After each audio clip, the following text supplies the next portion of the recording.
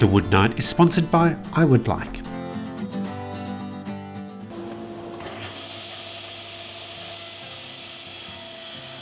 For the base, I started with some leftover 19mm plywood. That gets cut into 2 wider pieces to form the base. Measure your own grinder for this, and a bunch of narrower strips for the vertical pieces. You want these to be 40mm wide, going the full depth of the jig. Then everything was glued up and tacked together with some brads. I used the leftover plywood as spacers so that the 4 vertical supports were spaced 40mm apart for each arm. If you happen to have a 30kg bench grinder, that makes an adequate clamp too.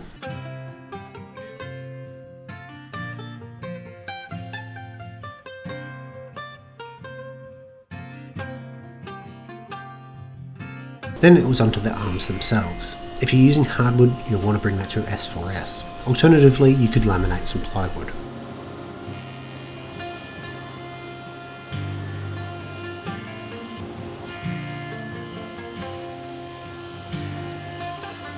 As this was fairly thick stock and a metre long, and I was ripping some stock for another project later in the day, I opted to switch to my ripping blade.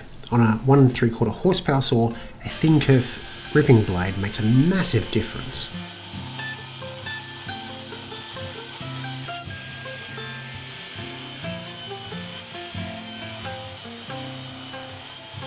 With the stock ripped, I took off small amounts with my smoother plane to get a smooth fit in the openings for the arms, being careful not to take too much off at once and test fitting frequently.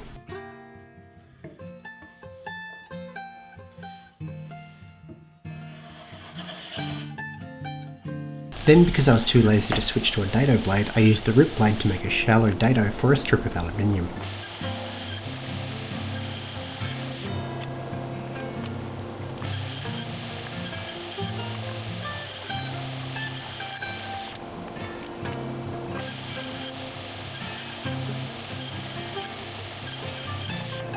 I call this art form, "Why did I have to be so lazy?"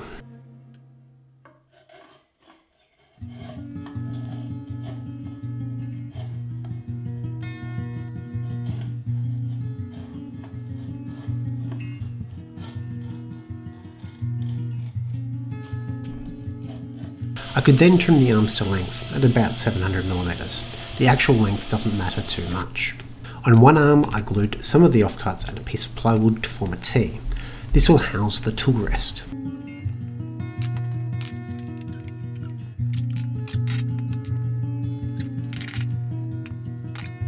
I drilled through the aluminium for some screws, then countersunk with a larger drill bit. The number of screws doesn't really matter, but at least 3 to make sure it doesn't flex up since it's only 5mm thick.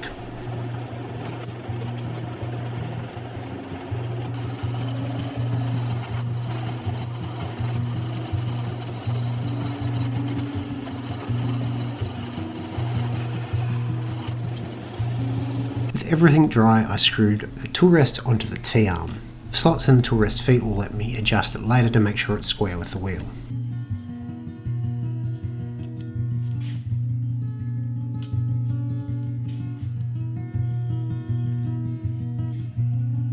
For turning tools, I glued up 3 blocks of the offcuts, and once it was dry, drilled 2 intersecting holes according to the plan. The plan doesn't really specify what size drill bit to use, so I guessed at 6mm, though 8 or 10 may have worked better.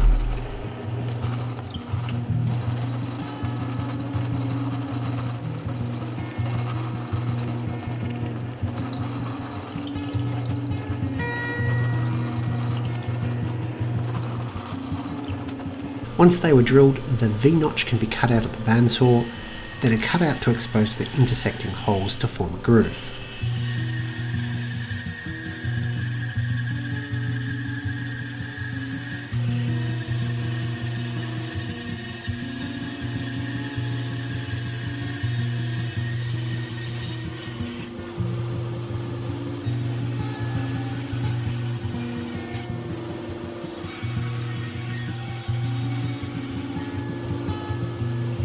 Back at the base of the jig, I could find the centre point of the arm, then drill out for a threaded insert. The offcut plywood makes good spaces to reduce any tear out inside the cavity.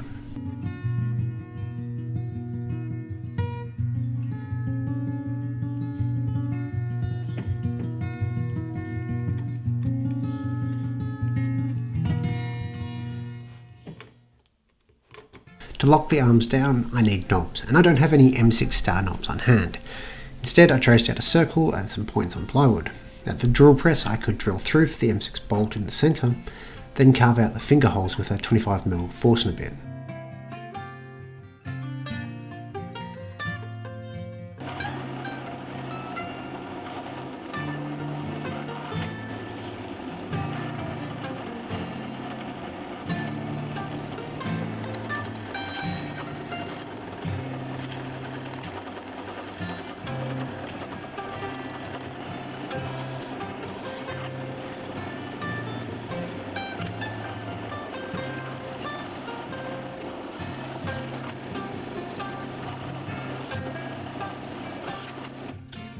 Then it was just a matter of trimming that at the bandsaw, and I really should have changed blades.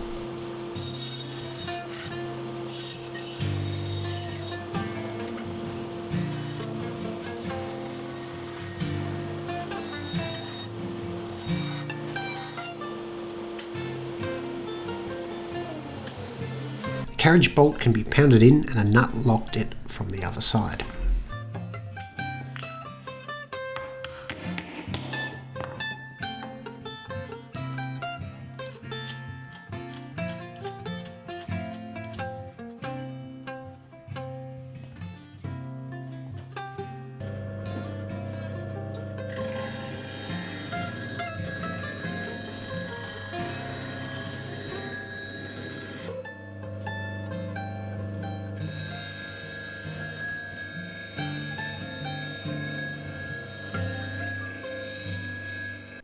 Okay, so I finally got this done.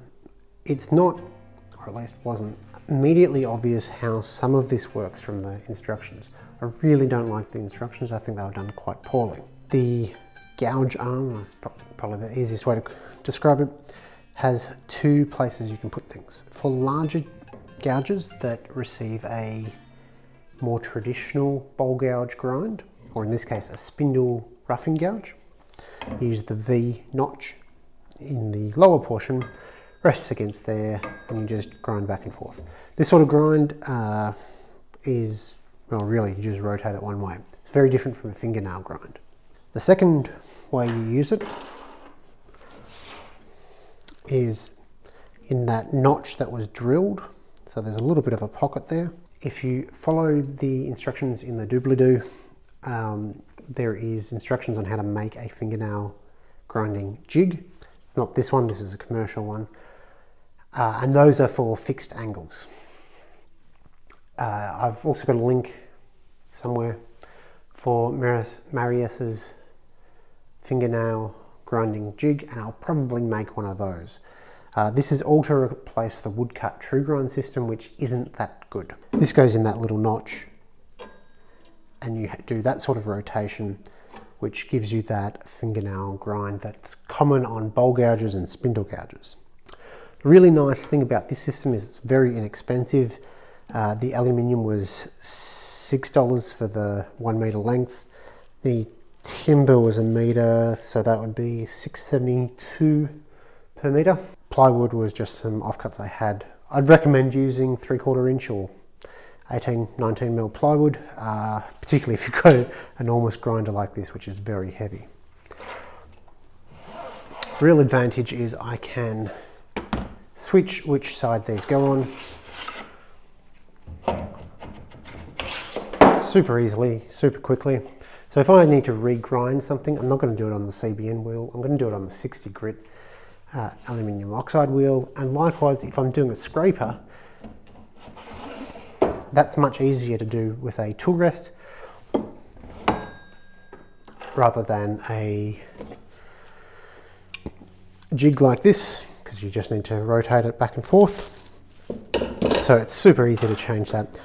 As I said, the plans are available below. They're not my plans. I don't think they're very good plans, but they are plans nonetheless, and they're free.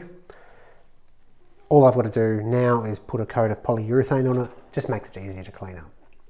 Thanks for watching.